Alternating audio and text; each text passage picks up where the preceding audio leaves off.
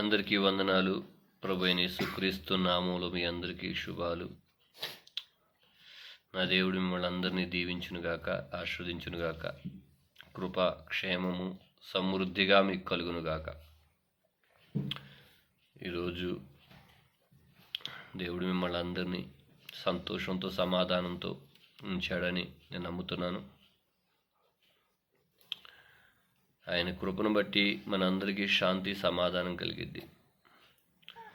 ఎవరైతే ఆయన్ని విశ్వసిస్తారో వారందరి జీవితంలో కూడా గొప్ప కార్యాలు జరుగుతాయి.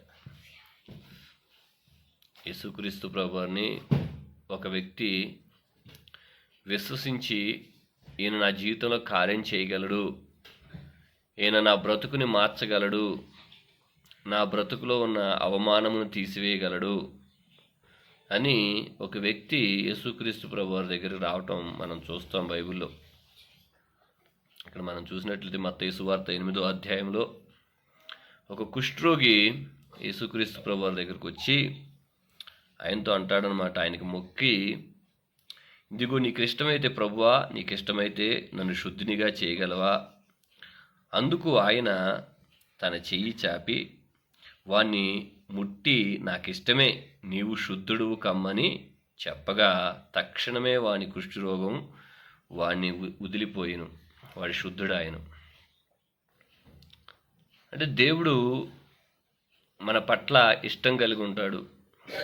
అది పాపము, ఎటువంటి పాపమైనా సరే, ఎటువంటి శాపమైనా సరే, యేసుక్రీస్తు ప్రభువారిని నువ్వు విశ్వసించిన ఎడల, యేసుక్రీస్తు ప్రభువారిని నువ్వు నమ్ముకున్న ఎడల, నీలో ఏ లోపమున్నా సరే, నీలో ఏ పాపమున్నా సరే, నీలో ఏ వ్యాధి ఉన్నా సరే, అది అవమానకరమైన వ్యాధి అయినా సరే, అది నువ్వెవరికి చెప్పుకోలేని సమస్య అయినా సరే, నీ బాడీలో, నీ అంతరంగంలో ఎటువంటి వ్యాధితో నువ్వు బాధపడుతున్నా సరే, యేసుక్రీస్తు ప్రభువారు ప్రతి వ్యాధిని స్వస్థపరిచే దేవుడు, ప్రతి పాపాన్ని తీసివేసే దేవుడు, ప్రతి రోగాన్ని స్వస్థపరిచి నిర్మూలన చేసే దేవుడు.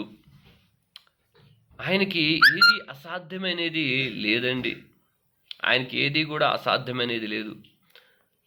ఆయన సమస్తాన్ని జయించాడు. ఆయన సమస్తాన్ని మన కోసం త్యాగం చేశాడు. సమస్తం ఆయన శరీరాన్ని, ఆయన రక్తాన్ని, ఆయన ప్రాణాన్ని మన కోసం త్యాగం చేశాడు. నీ బాధ ఏదైనా సరే, నీ సమస్య ఏదైనా సరే, నువ్వు యేసుక్రీస్తు ప్రభువారిని ఆయన దగ్గరికి వెళ్ళి, ప్రభువా నన్ను స్వస్థపరచవా, నాకు విడుదల కలగచేయవా అని నువ్వు అడిగావంటే, ప్రార్థన చేసావంటే, ఆయన నాకు ఇష్టమే, నువ్వు శుద్ధుడువు కమ్ము అని ఆ కుష్ఠరోగితో చెప్పినట్లే నీతో కూడా చెప్పి, నీ పాపాన్ని, నీ శాపాన్ని, నీకున్న అవమానాన్ని, నీకున్న నిందని కొట్టివేసి నీకు సమాధానాన్ని కలగజేస్తాడు. చూడండి, అతను అడిగాడు, అతన్ని స్వస్థపరిచాడు.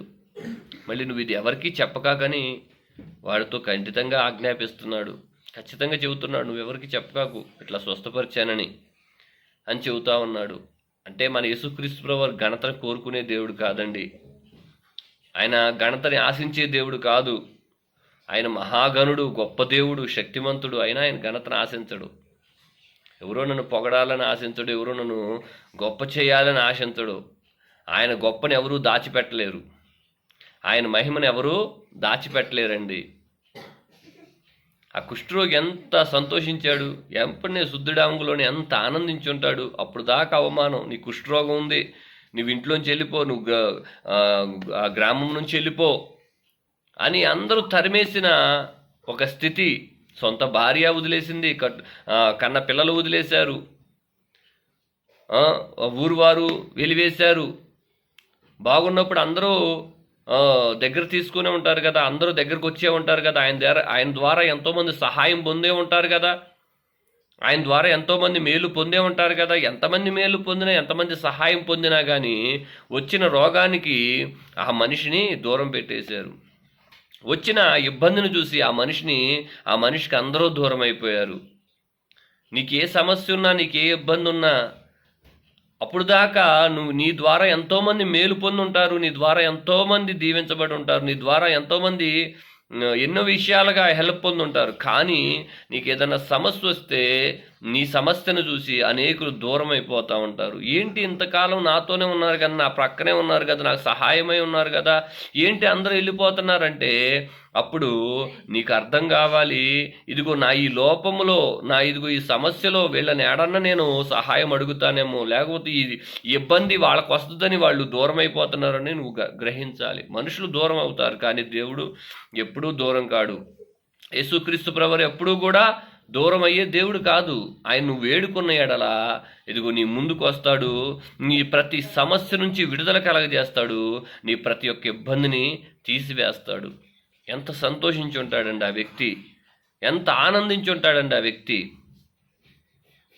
ఎంత దేవుడిని మహిమపరిచి ఉంటాడు. నిజమే, దేవుడిని మహిమపరిచే కృప, దేవుణ్ణి ఆరాధించే కృప మనం కలిగి ఉండాలి. ఏదైతే మేలు మనం పొందుకుంటామో ఆ మేలు విషయమై దేవుణ్ణి స్తుతించాలి, ఆ మేలు విషయమై దేవుణ్ణి ఘనపరచాలి. ఆ మేలు విషయమై దేవుణ్ణి మనం ఎప్పుడు మహింపరుస్తామో ఇంకా అధిక కృపను మనం పొందుతూ ఉంటాం. మీ జీవితంలో ఏ సమస్య అయినా సరే, ఏ రోగమైనా సరే, ఏ వ్యాధి అయినా సరే, ఇదిగో యేసే రక్షకుడు, ఏసే నీ గాయము, నీ రోగములు స్వస్థపరచువాడు, నీ బాధలు కట్టువాడు, నీ బాధలు తీసివేసేవాడు. నీ ఏ సమస్య అయినా సరే దాన్ని పూర్తిగా నీ నుంచి దూరం చేసేవాడు. ఆయన నమ్ముకున్నావా, ఆయన విశ్వసించావా? ఇంతవరకు నువ్వు దేవుడు నమ్ముకోలేదేమో, దేవుడు అంటే నీకు తెలియదేమో. ఇది ఈరోజు నేను చెబుతున్నాను, ఆయన నిజమైన దేవుడు, ఆయన లోకరక్షకుడు, ఆయన అందరికీ ప్రభు, అందరికీ రక్షకుడు. నా పాపముల నిమిత్తమే ఆయన కలవరి శిలువలో ఇదిగో ఆయన చనిపోయి 3వ దినము లేచి ఉన్నాడు. అలాంటి దేవుణ్ణి మహింపరచకుండా ఎలాగుంటామండి? అలాంటి దేవుణ్ణి గణపరచకుండా ఎలా ఉంటామండి? అలాంటి దేవుణ్ణి మనం ఉత్సహించి ఆరాధించకుండా ఎలాగుంటామండి? మహామహిమతో నిండిన కృపా సత్య సంపూర్ణుడా, ఇశ్రాయేలు స్తోత్రములపై ఆసీనుడా యేసయ్యా, నా స్తుతుల సింహాసనం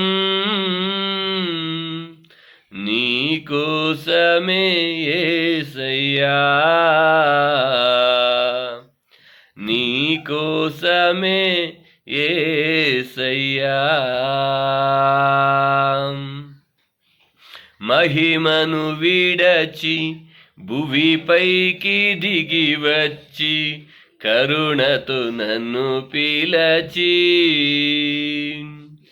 సత్యమును బోధించి చీకటిని తొలగించి వెలుగుతో నింపితివి. మహిమను విడచి భువిపైకి దిగి వచ్చి కరుణతో నన్ను పిలచి సత్యమును బోధించి చీకటిని తొలగించి వెలుగుతో నింపితివి. సదయుడవై నా పాదములు త్రొట్రిల్లనీయక స్థిరపరచి నీ కృపలో నడిపించువాడవు. సదయుడవై నా పాదములు తొట్రిల్లనీయక స్థిరపరచి నీ కృపలో నడిపించువాడవు. మహామహిమతో నిండినా కృపా సత్య సంపూర్ణుడా, ఇశ్రాయేలు స్తోత్రములపై ఆసీనుడా యేసయ్యా, నా స్తుతుల సింహాసనం